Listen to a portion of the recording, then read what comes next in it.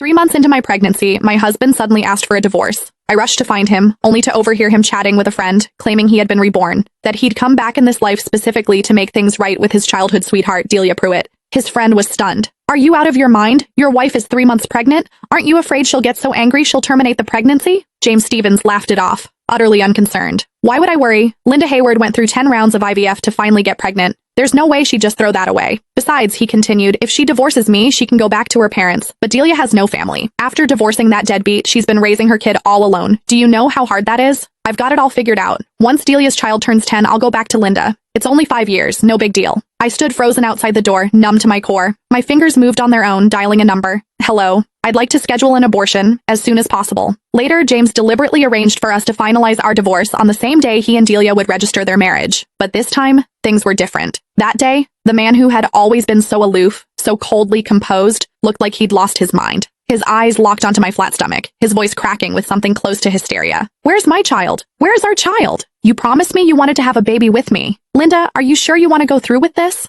After everything you went through for this baby?" My mother's voice broke over the phone and guilt twisted in my chest. She had been the happiest person in the world when she found out I was pregnant. She knew what it had cost me, a full year of choking down bitter herbal medicine, 9 failed IVF cycles. It wasn't until the 10th attempt that I finally conceived. The moment the test results came back positive, my mother had wept with joy. She believed that with a child, James and I would finally settle into a real marriage, that he would step up, become a responsible husband, learn to put family first. But today I realized how terribly wrong we had both been. The phone rang, sharp and insistent. I answered mechanically. James's voice cut through, cold and harsh. "Linda, how much longer are you going to drag this out? Even if I can't divorce you while you're pregnant, the moment that baby is born, I'm filing immediately. And let's be real, raising a child costs money. You've done nothing but sit at home since we got married, eating my food, spending my money. All you do is a little housework, that's it. No one's going to want a woman who just gave birth and comes with a brat attached. You have no income, no prospects. When the time comes, you won't get to keep the child. You won't get to keep me. You'll have nothing." Every word dripped with contempt. He reduced everything I'd given to this marriage, every sacrifice, every exhausting day, to nothing. And he called my baby a brat. It felt like a blade dragging across my heart, slicing it open all over again. "James." My voice came out quiet, steady. He went silent on the other end.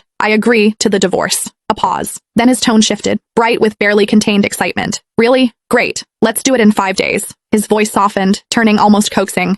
"Linda, don't worry. I just want to take care of Delia and her child. I won't cross any lines. Focus on your health. Have the baby safely. I'll come visit you and the child once a month. I've already bought so many clothes for the baby. I even picked out a name." He sounded almost giddy, but my mind was already drifting, detaching from his words. In that moment, I knew I had truly let him go. A soft chime broke through the haze, a text notification. My gaze dropped to the screen. "Dear Ms. Hayward, you're a